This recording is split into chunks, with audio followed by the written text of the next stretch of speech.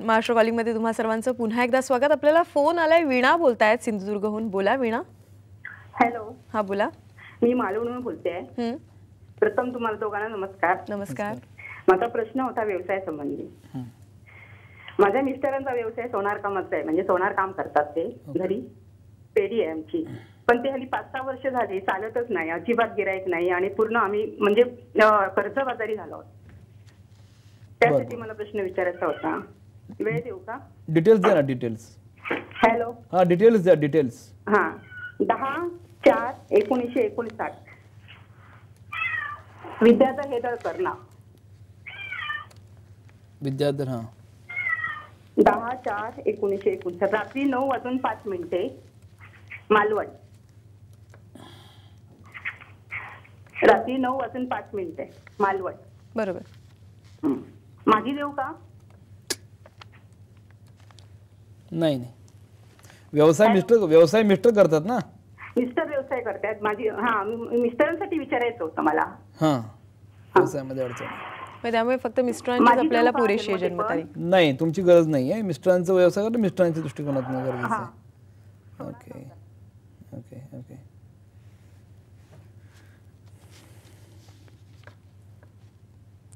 Okay. आता यांना राहूची महादशा चालू झालेली आहे आणि राहूची महादशा 4.5 वर्ष झाली चालू झालेली आहे. आणि राहू जो आहे तो व्ययस्थानाचा कारक आहे, व्ययामध्ये बसलेला आहे. राहूची महादशेत राहूची अंतर्दशा संपलेली आहे आणि त्यानंतर अजून यांना 3.5 वर्ष तरी त्रासदायक आहे. राहूची महादशा, राहू हा फसवा ग्रह आहे. राहू म्हणजे एक मृगजळ असल्यासारखं असतं. बरोबर. जेव्हा जेव्हा राहूची महादशा अंतर्दशा विदशा माणसाच्या जीवनामध्ये येतात आणि राहू जर चांगला नसेल तर मात्र त्या दरम्यानच्या काळामध्ये माणूस पूर्णपणे वायबल होतो. आहे त्या बिझनेसमध्ये प्रॉब्लेम येतो, नवीन करायचं झालं तर त्याला प्रॉब्लेम येतो. आपण हे सोडून दुसरं काहीतरी करूया, मग तिथं तो काहीतरी इन्व्हेस्टमेंट करायला लागतो आणि तिथं पण तो अडकून बसतो. दोलायमान स्थिती होते आणि मानसिक अवस्था खूप गंभीर होते. तर या दृष्टीने राहूमुळेच हा यांना त्रास आहे. तर यासाठी यांना मी तेवढे उपाय करा. आता शुक्र यांचा जो आहे तो कारग्रह आहे आणि शुक्र पॉवरफुल आहे, दशमस्थानावर दृष्टी पडते आणि यांचा बिझनेस जो आहे तो पण यांचा शुक्राच्या लाच अनुकूल असलेला आहे. तर डायमंड त्यांनी 50 सेंटचा डायमंड त्यांनी करंगळी शेजारच्या बोटात घालावा आणि राहुला मारक म्हणून हनुमान चालीसा नावाचं एक स्तोत्र आहे की जे खूप महत्त्वाचं आहे. पुढचा महिमा सांगणार आहे तुम्हाला. तर हनुमान चालीसा दररोज सकाळी किंवा संध्याकाळी एकदा न विसरता मारुतीच्या मंदिरात बसून वाचा. असं तुम्ही कंटिन्युअस 3 महिने करा तर तुमचं इंटेन्सिटी कमी होईल आणि ऑटोमॅटिकली तुम्हाला पॉझिटिव्ह डायमंड वापरा आणि हनुमान चालीसा सकाळी किंवा संध्याकाळी मारुतीच्या मंदिरात जाऊन म्हणा. 3 मंथ्स ऑटोमॅटिकली तुम्हाला रिझल्ट यायला चालू होईल. सर खरं तर मंत्राचा महिमाच इतका मोठा आहे की सहज प्रश्न मला वाटतं सुटत असतील. म्हणूनच मला गायत्री मंत्राबद्दल जाणून घ्यायचं आहे. गायत्री, गय म्हणजे प्राण, प्राणाला रक्षण करणारी देवी म्हणजे गायत्री. असं गायत्रीचं महत्त्वाचं यात पार्ट आहे. गायत्री मंत्र अतिशय पॉवरफुल मंत्र आहे. हा 24 अक्षरी मंत्र आहे. आता हा म्हणताना पण आपण खूप वेळा असं बघतो, मी आता म्हणून दाखवतो. ओम भूर्भुवस्वः ओम तत्सवितुर्वरेण्यं भर्गो देवस्य धीमहि धियो यो नः प्रचोदयात्. ओम हा जप म्हटल्यानंतर, जप संपल्यानंतर तुमच्या दोन्ही डोळ्याच्या मध्यभागी प्रकाश यायला पाहिजे. तेव्हा तुम्हाला त्या जपाची अनुभूती आली असा अर्थ होईल. अनेक वेळेला ओम म्हणत नाही, मग 2दाच ओम म्हणतात. प्रचोदयाच्या अगोदर ओम असणं खूप गरजेचं आहे. प्रणव जे आहेत ते अतिशय मंत्रामध्ये खूप महत्त्वाचे आहेत. मंत्र म्हणताना मंत्राबद्दल माहिती असणं खूप गरजेचं आहे. आता मंत्राची गडबड कशी होते, लोकांना काय वाटतं मंत्र, काही मंत्र असतात ते मंत्र ओम फट स्वाहा वगैरे असे काही शब्द आहेत की ह्या शब्दांना काय अर्थ नाही, कशाला म्हणायचे. तुम्ही मंत्राचा अर्थ काढायला जाणं बरोबर नाही. मंत्राचं वैशिष्ट्य लक्षात घ्या. मंत्र काय सांगतात, मंत्राचा अर्थ काय, या गोष्टीचा मंत्राची काही संबंध नाही. काही मंत्र असे आहेत, बरेच मंत्र असे आहेत की ऐकायला वेगळे वाटतात, पण ते साऊंड एनर्जी जी निघते आणि त्यातनं जो काय प्रभाव निघतो त्या प्रभावामुळे तुमची कामं होतात. बरोबर. त्यामुळे हे सगळ्यात महत्त्वाचं आहे. गायत्री मंत्र हा अतिशय पॉवरफुल. वेदमाता गायत्री म्हणजे तुम्ही जर वेदांचा 4ही वेद वाचले बघितले तर त्यामध्ये तुम्हाला गायत्री मंत्र प्रत्येक वेदामध्ये बघायला मिळेल. असा जगातला कुठलाही मंत्र नाही की जो प्रत्येक वेदात बघायला मिळतो. बरोबर. उत्पत्ती तिचं होते, त्यानंतर तुम्ही रामायणामध्ये गेला, रामायणाच्या व्यासमुनीने लिहिलेल्या रामायणाच्या प्रत्येक ह्याला ओम भूर सुरुवातीला, नंतर भुवस्व खाली, असं प्रत्येक ऋचामध्ये तुम्हाला बघायला मिळेल. माझ्याकडे ब्रह्मास्त्र, पशुपतास्त्र आणि हे जे अस्त्र जे ते अस्त्र पण माझ्याकडे लिहिलेले आहेत. माझ्या संग्रहामध्ये अस्त्र पण आहेत. हे वायू अस्त्र, हे पण अस्त्र जे लिहिलेले आहेत ते संग्रह करून ठेवला. मी कधी ना कधी आयुष्यात पुढे यामध्ये प्रगती आपण करायला गेलो की अस्त्रांचा वापर कसा साऊंड डिव्हिनिटीचा केला गेला यासंबंधी मला स्टडी चालू आहे पुढचा जो आहे तो. तर त्या प्रत्येकामध्ये तुम्हाला गायत्री मंत्र 100% दिसतो. महाभारतामध्ये गायत्री मंत्र दिसतो. गायत्री मंत्रासंबंधी पुढच्या शिक्षणामध्ये तुम्हाला डिटेल सांगणार आहे. तर कसा वापर करायला पाहिजे, याचा इफेक्ट कसा होतो, कुठल्या वेळेत म्हणायला पाहिजे, आणि हा जप म्हणल्यानंतर जबरदस्त इच्छा तुमच्या पूर्ण होतात, पॉवरफुल होतो. कुठलाही माणूस तिथं तुम्ही कुठे एकदा गायत्री मंत्र म्हणत असाल आणि तुम्ही कुठं इंटरव्ह्यूला गेला तर इंटरव्ह्यूचा माणूस तुम्हाला जास्त क्वेश्चन विचारू पण शकत नाही. इतकी पॉवर त्या गायत्री मंत्रामध्ये आहे, कॉन्फिडन्स आहे. डिटेल मी तुम्हाला सांगेन, का हेवी काम आहे, 2-3 एपिसोड जातील, पण पुढच्या एपिसोडमध्ये ते डिटेल मी सांगणार आहे. नक्कीच सर, मंत्राचा खरं तर परिणामच इतके असतात आणि अचूक साध्य होणारे असतात, कारण आतून बाहेरून खरं तर ते आपल्यावर संस्कार करत असतात. आणि मगाशी तुम्ही उल्लेख केलात की आईमुळे हे सगळे संस्कार तुमच्यावर झाले, ते घडत गेले. आणि मला असं वाटतं की आजची पिढी सुद्धा तेवढी संस्कारित व्हायला पाहिजे, कारण आजच्या तरुण मुली, बायका यांच्यावर सुद्धा तसे संस्कार व्हायला हवे. तर याबद्दल काय सांगाल? तेच सगळ्यात महत्त्वाचा पार्ट हा आहे. प्रत्येक माणूस जर घेतलं, मागच्या वेळ पण घेतलं होतं मी, की आईचे संस्कार, आई वडिलांचे संस्कार चांगले असेल पुढची पिढी स्ट्रॉंग होते. आज हे आधुनिकीकरणामुळं जे काय आपण टीव्हीला बघतो किंवा जे काय वेस्टर्न कल्चर जास्तीत जास्त इंग्लिश बोलता येणं एवढा एकच पॉझिटिव्ह पॉईंट लोक पकडून धरलेले आहेत. आणि त्यामुळे सगळ्या जगात म्हणजे आपल्या इंडियाचं नुकसान तर गॅरंटीली व्हायला लागलंय. मी जर्मनीमध्ये गेलो तर जर्मनीमध्ये पण इतका जोरदार अभ्यास चालू आहे या वेदांचा, बाकी गोष्टींचा अभ्यास चालू आहे, अनबिलिव्हेबल अभ्यास चालू आहे. पुढे तुम्हाला डिटेल सांगणार आहे मी, म्हणजे परग्रहावर जायची यंत्र कशी विमानं त्याबद्दल पण बोलणार आहे, कारण हे सगळं महत्त्वाचं आहे. बोला, मला लहान असल्यापासून माझी जिद्द आहे की या गोष्टी जगासमोर यायला पाहिजे, म्हणून लहान असल्यापासून तडफडतोय मी, आणि जगात आपल्याला न्यायचं पण आहे. आता तुम्ही जे काय मला प्रश्न विचारला असते यासंबंधी, संस्कार हे खूप महत्त्वाचे आहेत. आता हल्ली काय झाले, आता उलटं तनिष्काचा मी हा प्रोग्राम सामचा मी कायम बघत असतो आणि मला इतका आनंद होतो, कारण यामध्ये स्त्रियांचं सबलीकरणासाठी, स्त्रियांना आयुष्यात पुढे येण्यासाठी, रंजल्या गांजल्या स्त्रियांना एकत्रित करण्यासाठी, स्त्री शक्ती सगळ्यात जगात मोठी शक्ती आहे, गायत्री देवीच आहे शेवटी.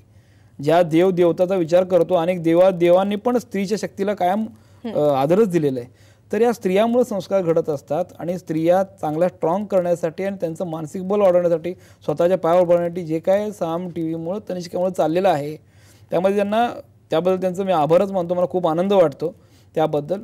आणि यामध्ये मला अजून एक गोष्ट सांगायची की आता रनिंग कंडिशनला जी पिढी आहे, ज्या कॉलेजमधल्या मुली आहेत की 10वी शिकल्यानंतर कॉलेज 11वी 12वी जातात किंवा इकडे तिकडे जातात, ह्या रेव पार्टी, ह्या पार्टी, त्या पार्टी, ड्रिंक घेण्या, हल्लीचे पिक्चर पण त्याचे घेतले की ड्रिंक त्या मुली घेताना बघतो, कारण मुलांच्यावरचे परिणाम होतात.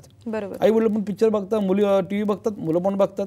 आई वडील तर काय बोलणार, चांगलेलं कल्चर त्यांना मनात भावत नाही, पण ते बोलू शकत नाहीत. पण या गोष्टीचा इम्पॅक्ट कसा होतो, त्या मुलांच्यावर होतो. आणि सगळ्यात महत्त्वाचं हे लक्षात घ्या की जेवढे प्रेक्षक तुम्ही बघताय, जे आई वडील असेल, आजी आजोबा असतील, ज्या कॉलेजच्या यंग मुली असतील किंवा जॉब करणारी व्यक्ती असतील, ज्या लेडीज आहेत, सगळ्या तुमच्या हातात, म्हणजे यंग मुली ज्या आहेत, ज्यांचं लग्न व्हायचं आहे किंवा लग्न झालेल्या यंग मुली असतील, तुमच्या हातात अख्खं भारताचं भवितव्य आहे स्पष्टपणे. कारण या ज्या काय गोष्टी या टीव्हीवर दाखवतात, या गोष्टीचा परिणाम दारू पिणे किंवा अजून काय ते चित्रविचित्र गोष्टी करणे, या गोष्टीचा परिणाम तुमच्यावर झाला तर मात्र पुढची पिढी चांगली निपजणार नाही, तुम्ही संस्कार देऊ शकत नाही. म्हणून साम टीव्हीला असं सांगायचं की त्यांनी जर ह्या मुलींच्या दृष्टिकोनातून, ज्या कॉलेजच्या मुली, 10वी-12वीच्या मुली, या मुलींच्या दृष्टिकोनातून त्याला सबलीकरण करण्यात, त्यांना चांगले संस्कार देऊन चांगला पुढं त्यांच्या हातात जी का मुलं जन्माला येणार आणि ती भारताचं भविष्य असणार, त्यासाठी त्यांचे संस्कार चांगले असण्यासाठी काही गोष्टी केल्या तर अजून चांगलं होईल. निश्चितच. आणि मला असं वाटतं की युवा स्त्री शक्तीलाच कुठेतरी अधिक संस्कारक्षम करण्यासाठीच खरं तर तनिष्का व्यासपीठाची आम्ही ही स्थापना केलेली आहे. आणि नक्कीच त्या माध्यमातून आपण बघतोय की राज्यभरातल्या महिलांचा त्याला प्रतिसादही मिळतो आणि त्या पद्धतीने त्यांचं कामही आता जोरात सुरू आहे. पण मला वाटतं की आपला विषय मात्र कुंडली आणि वास्तुतील मंत्र असा असल्यामुळे त्या संदर्भात आपण पुढील चर्चा करूया. मात्र इथे घेऊयात एक छोटीशी विश्रांती.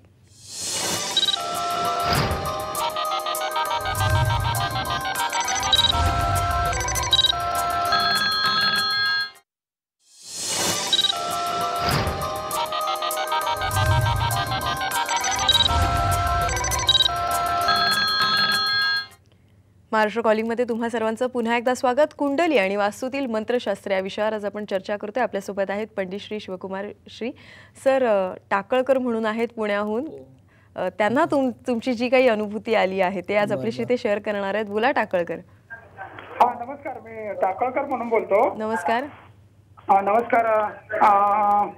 मला शिवकुमार श्री सर गेली 9 वर्षापासून मी सरांना ओळखतो. मला छोटासा प्रॉब्लेम आला होता. मी पोलीस दलातला असल्यामुळं अशा खरं गोष्टीवर माझा विश्वास खरं नाहीये, पण प्रॉब्लेम आला. मी एक जाहिरात वाचून मी सरांकडे गेलो 9 वर्षापूर्वी. पण सरांकडे गेल्यानंतर मला असा एक अनुभव आला की सरांनी मला एक सीडी दिलेली आहे, सीडी मंत्रपुष्पाची सीडी दिलेली आहे. आणि ती सीडी मी आजपासून म्हणजे 9 वर्ष आजपर्यंत मी कंटिन्यू सकाळी संध्याकाळी माझ्या घरात किंवा मी माझ्या गाडीत 4 व्हीलर मध्ये लावतो. तेव्हा मला खूप फायदे झालेले आहेत आणि सरांना माझे खूप खूप खूप चांगलं झालेलं आहे आणि मी इथून पुढे त्याचा चालू ठेवणार आहे. एवढंच मला सांगायचं. धन्यवाद. धन्यवाद. मला वाटतं की हेच सर कुठेतरी अचूक मार्गदर्शन, मी जे मगाशी म्हटलं होतं तज्ञांचं मार्गदर्शन, ते कुठेतरी तुमचं सीडी आहे ते वैशिष्ट्य सांगतो सीडीचं कसं आहे. मी ही सीडी काढायला गडबड अजिबात केली नाही. प्रोफेशनल पॉईंट ऑफ व्ह्यू गडबड काढून सीडी काढलेली नाही आहे. मी 12 वर्ष कंटिन्युअस सीडी ही सीडीचे जे मंत्र आहेत ते 12 वर्ष कंटिन्युअस मी म्हटलेले आहेत. म्हणजे शाबरी कवच त्यामध्ये आहे की जे घरातलं इनविजिबल निगेटिव्हिटी सगळं दूर करतं. गायत्री मंत्र आहे, कालभैरव स्तोत्र आहे, हनुमान चालीसा आहे, श्री कुबेराचा मंत्र आहे, लक्ष्मी प्राप्ती मंत्र आहे. हे सगळे मंत्र 12 वर्ष कंटिन्युअस म्हटल्यानंतर मी स्टुडिओ बुक केला आणि नंतर मी ती सीडी काढली. कारण माझ्या आवाजामध्ये तेवढी ताकद यायला पाहिजे की ज्या घरात हा आवाज जाईल त्या घरात 100% रिझल्ट मिळायलाच पाहिजे. त्यानंतर आज ते 9 वर्ष लावतात कंटिन्युअस. अशा अनेक लोकांनी ही सीडी जी वास्तू दोषनाशक सीडी आहे आणि गर्भसंस्कारासाठी पण चांगली आहे की जे गर्भवतीने जर ऐकले तर त्याचा इफेक्ट ऑटोमॅटिकली लहान त्या बाळावर होऊ शकतो आणि वाईट शक्ती पण घरातले जाऊ शकतात. सगळ्या टाईपचे मंत्राचा पूर्णपणे एवढा वर्ष अभ्यास करून मी सीडी काढलेली आहे, तर 100% इफेक्टिव्ह आहे. मला वाटतं की तपश्चर्याच होती म्हणजे तुमची कुठेतरी. हो, रेग्युलर असायचं ना ते. मी चंद्रग्रहण असेल, सूर्यग्रहण असेल, परत त्या चंद्र अमावस्या पौर्णिमा या दरम्यानच्या काळात ठराविक वेद काळामध्ये तुम्ही एखादा जप म्हटला तर तो 1000 पटीने ती ताकद वाढत असते. बरोबर. आणि त्या दरम्यानच्या काळात तू म्हणते ना सिद्ध करून घेण्यासाठी ते सिद्ध केल्यानंतर काय इफेक्ट येतात काय नाही हे पुढच्या वेळा आपण बघणारच आहे. अगदी अगदी. सर वेळोवेळी तुमचं विविध क्षेत्रातल्या आणि विविध ठिकाणच्या लोकांना मार्गदर्शन लाभत असतं, पण तरी आणखी काही लोकांना जर तुम्हाला भेटायचं असेल तर नेमकी तुमची मार्गदर्शन केंद्र कुठे आहेत? कसं आहे, मी आजपर्यंत 20 वर्ष काम केलं ना. अगदी सुरुवातीला 1992-3 होतंच. त्यानंतर मी बेंगलोरला ऑफिस केलं 2 वर्ष, मग चेन्नईला केलं, मग दुबईला केलं, बाहेर केलं, सगळ्याकडे दिल्लीला. सगळ्या लोकांना तर माहीत झालं की पंडित शिवकुमार लोक ऑटोमॅटिकली 15-15 वर्षापासून माझ्या क्लायंट अजून येतात. आणि आता पुण्यामध्ये काय केलं की कुठं जायचीच गरज नाही. आता ऑटोमॅटिक लोक विथ प्रायर अपॉइंटमेंट लोक येतात. पुण्यामध्ये डेक्कन म्हणून जी एरिया आहे त्यामध्ये 1000-1200 कोटीचं व्यवस्थित AC ऑफिस आहे. लोकांना बसायला व्यवस्थित त्या ठिकाणी आहे. त्या ठिकाणी मग मार्गदर्शन असतं सकाळी 11 पासून संध्याकाळी 5 पर्यंत असतं, पण विथ प्रायर अपॉइंटमेंट. तुम्ही अपॉइंटमेंट घेतली तर वास्तुशास्त्र पत्रिकेसाठी कुठल्या गोष्टीसाठी प्रायर अपॉइंटमेंट तुम्ही घेऊन मार्गदर्शन माझं घेऊ शकता. फक्त बॉम्बेची लोक पण एकदम जास्त यायला लागली. आता अमरावतीवरनं येतात, धुळेवरनं येतात, गोव्यावरून लोक येतात. मग आले सकाळी सकाळी की मग बॉम्बेतली पण लोक येतात. खूप गर्दी व्हायला लागली. बॉम्बेत लोक अजून येत आहेत, पण त्यासाठी असू म्हणजे ठाण्यामध्ये दर शनिवार रविवार मी ठाण्यामध्ये असतो की बॉम्बेच्या लोकांसाठी, पण इथून खूप गर्दी होते तर राहिले लोक परत आता पुण्याला येतात. पण ठाणे आणि पुणे हे 2 ठिकाणं आहेत. मेलवर तुम्ही मला क्वेश्चन विचारू शकता, मेल मला करू शकता, मी प्रयत्न करेन. कारण मेलवर क्वेश्चन विचारायचं म्हटलं तर कमीत कमी आठवड्याभरामध्ये 600-650 मेल येतात. मला जे निगेटिव्ह खूप प्रॉब्लेमॅटिक वाटतात त्यांना मी आन्सर गॅरंटीडली देतो. आणि यूट्यूबवर पण माझे जे प्रोग्राम चालू आहेत आत्ता ते मी अपडेट केलेले आहेत. पंडित शिवकुमार श्री यूट्यूबवर तुम्ही गेला तर हे तुम्ही तुमच्या मिस्टरांना, का यावेळी काय बायका फक्त बघत असतात, पुरुष कदाचित सर्व्हिसला जात असतात, संध्याकाळी तुम्ही यूट्यूबला हे प्रोग्राम जाऊन दाखवू शकता की ज्यामुळे लोक बघू शकतात की नक्की किती ग्रॅव्हिटी आहे किंवा काय काय नॉलेज आपण आज इथं दिलेलं आहे. आणि प्रायर अपॉइंटमेंटनं ते येऊ शकतात. मंत्राची सीडी 100% तुम्हाला मिळू शकते की जी मी काढलेली आहे की ऑफिसमध्ये आहे, फक्त पुण्यात माझ्या ऑफिसमध्ये आहे. ती कुठंही डिस्ट्रीब्यूट कुठल्याही सीडीच्या दुकानात इकडं तिकडं मी डिस्ट्रीब्युशनला ठेवलेली नाही. ज्याला इच्छा आहे, ज्याचं आयुष्यात चांगलं होणार आहे ती सीडी ऑटोमॅटिकली माझ्यातनं घेऊन जाईल, तर चांगलंच होईल. बरोबर. सर एक ती तपश्चर्या केल्यानंतर ती सीडी तुम्ही खरं तर आणलेली आहे. याच मंत्राच्या संदर्भात अजून कोणते तुमचे प्रोजेक्ट सुरू आहेत? आता यामध्ये सांगितलं ना की मी इंजिनिअरिंग सेक्टरमधला माणूस आहे आणि अध्यात्माचा पण माझा प्रकार आहे. तर हे वेगवेगळे मंत्र जे आहेत ते मंत्राच्या साऊंड इफेक्टवर माझा अभ्यास चालू आहे, की आता मी वास्तुशास्त्र आणि ज्योतिषशास्त्राचा अभ्यास करून सर्वसामान्य लोकांचं किंवा मोठमोठ्या लोकांचं चांगलं आयुष्य व्हावं अशी माझी अपेक्षा आहे. पण जी वेगवेगळी अस्त्र होती आणि वेगवेगळ्या पूर्वीच्या काळी जे जर तुम्ही वायुतंत्र म्हणून जर एक वायुतंत्र एक ग्रंथ आहे, त्या वायुतंत्र या ग्रंथामध्ये महर्षी भारद्वाजचा, त्यामध्ये विमानाची रचना कशी, त्यामध्ये वेगवेगळ्या ग्रहांचं वातावरण काय आहे, त्या वातावरणात जाण्यासाठी कुठल्या कुठल्या टाईपचं विमान वापरलेली आहेत, आणि त्यामध्ये अंशुबोधिनी नावाचा एक ग्रंथ आहे, त्याच्यामध्ये सूर्याच्या प्रकाशाने बोलण्याची एक वेगळी टेक्निकल नॉलेज त्यामध्ये त्यांनी दिलेलं आहे. वातावरणाचे 84,000 प्रकार दिलेले आहेत. वेगवेगळ्या ग्रहावर असलं वातावरण, त्यासंबंधीचा अभ्यास, आणि ह्या सगळ्या गोष्टीचा अभ्यास करतोय मी, की पुढे जाऊन मला या गोष्टी टेक्निकल लेवलला मला खूप मोठ्या प्रमाणात करता याव्यात. सर, आणि याचबद्दल आपण पुढे जाणून घेणार, कारण आपले एपिसोड याच विषयाशी खरं तर पुढेही संबंधित असणार आहे. तर मंत्रोच्चारानंतर साधारण किती वेळाने त्याचा प्रभाव आपल्याला दिसायला लागतो? वेगवेगळ्या टाईपचे मंत्र असतात. मंत्राचं टायमिंग हे कुठला मंत्र त्यावर डिपेंड आहे. यासंबंधी पुढच्या वेळेला मी डिटेल सांगणारच आहे. पण लक्षात घ्या, मंत्र हा पेशन्सचा प्रकार आहे. जसं इंजिनिअरिंगला आपला किती वेळ लागतो, डॉक्टर व्हायला किती वेळ लागतो, सो एवढा वेळ लागत नाही, पण तरी मंत्र तयार होऊन त्या मंत्राची ताकद वाढायला वेळ लागतो. त्यासंबंधी छोटी गोष्ट सांगतो. एखाद्या गावामध्ये एक साधू येतात. साधू आल्यानंतर सगळे गावकरी लोक त्यांना पाया पडतात. ते महिनाभर थांबतात. त्यांची प्रचिती लोकांना येते. मी एक मित्र दोघं जातले असतात. त्यातला एक मित्र त्यांचा खूप भक्त होतो. तो विद्याचरण नावाचा एक मित्र म्हणतो, अरे मला ताबडतोब असं त्यांच्याकडे जाऊन दर्शन घ्यायचं आहे. मग त्या साधूकडे जातात, पाया पडतात, आणि तो शीघ्र त्याला कुठल्या गोष्टी ताबडतोब इफेक्ट पाहिजे असतो. म्हणतात, महाराज मला एक मंत्र असा द्या की ताबडतोब मला देवाची प्राप्ती होईल, किंवा देव मला दिसेल, देवाला पाहण्याची इच्छा आहे, ती ताकद मला, म्हणजे त्यांना आशीर्वाद त्यांनी द्यावा म्हणून. तर नाही म्हटलं, कुठली देवाची प्राप्ती करणं आयुष्य जातं पूर्ण, एवढ्या वेळात होऊ शकत नाही. नाही म्हटलं, तुम्ही एवढे साधू महाराज, एवढ्या लोकांचा इफेक्ट येतो, तर तुमच्या अंगात एवढी ताकद असेल तर मला तुम्ही खरंच सांगा, तुमचीच मला परीक्षा घ्यायची. असं उलटं त्यांना बोलतो. साधू असतात, ठीक आहे, एक काम कर, मी तुला एक जप देतो, तो जप म्हणून कानात जप सांगतात, आणि त्याला सांगतात की हा जप म्हणताना सकाळच्या वेळेत म्हणायचा, आणि सकाळी हा जप म्हटल्यानंतर समोर डोळ्यासमोर माकड नाही यायला पाहिजे. माकड नावाचा प्राणी तो डोळ्यासमोर नाही यायला नाही पाहिजे. ठीक आहे म्हणतो, बरं झालं, तुला 15 दिवसात देव दिसेल. ते आनंद होतो त्याला. मग ठीक आहे म्हटलं, सकाळ सकाळी उठतो, जातो, जप म्हणायला चालू करतो, पण डोक्यात सबकॉन्शियसमध्ये माकड दिसायला नाही पाहिजे ही फ्रेम डोळ्यासमोर येते, आणि डायरेक्ट त्याला डोळ्यासमोर माकड दिसायला चालू होतं. डोळे बंद केले, मंत्र म्हणाला, त्याला माकड दिसायला चालू होतं. नको म्हटलं, आज नको, उद्या बघूया. दुसऱ्या दिवशी परत तो चालू करतो, दुसऱ्या परत मंत्र म्हणायला चालू करतो, परत डोळ्यासमोर एक नाही 2-3 माकडं येतात. मग परत बंद करतो. तिसऱ्या दिवशी तर त्याला माकडं दिसतात, दुसरं काही दिसतच नाही. आणि 4-5व्या दिवशी जागा असताना पण त्याला माकड दिसतं. मग साधूकडे जातो, म्हणलं असं असं मला तुम्हाला सांगितलेलं, पण मला एक नाही, आता मंत्र म्हणताना नाही, जागे उठ मला माकडं दिसतात. सांगायचं वैशिष्ट्य हे असं की मंत्र जप म्हणणं आणि ताबडतोब रिझल्ट येणं असा प्रकार नसतो. तर त्याला पेशन्स पाहिजे. पेशन्स मिळण्यानंतरच तुम्हाला त्या गोष्टी प्राप्त होऊ शकतात. खरी गोष्ट. मला वाटतं की कुठेतरी आणि जिद्द हवी, पण कुठेतरी ते श्रद्धा, सबुरी आपण जे म्हणतो ती सुद्धा, त्या सगळ्या गोष्टी खरं तर मला वाटतं या सगळ्या मागे आहेत. सर, मला वाटतं की याच विषयावर आपण पुन्हा भेटणार आहोत ऑगस्ट महिन्यात. 1 ऑगस्टला आपण पुन्हा एकदा वास्तूतील मंत्रशास्त्र आणि कुंडली याच विषयावर सरांकडून मार्गदर्शन घेणार आहोत. मंत्रोच्चाराने आजार कसे बरे होतात, प्रभावी मंत्र नेमके कुठले आहेत, मंत्राचा नेमका महिमा काय, या सगळ्या गोष्टींच्या संदर्भातलं मार्गदर्शन आपण सरांकडून त्यावेळेला नक्की घेणार आहोत. पुन्हा एकदा सर, तुम्ही इथे आलात त्याबद्दल खरंच धन्यवाद. मास्टर कॉलिंगमध्ये आज इथे थांबूया. पुन्हा भेटूया नवीन विषयासह. तोपर्यंत नमस्कार.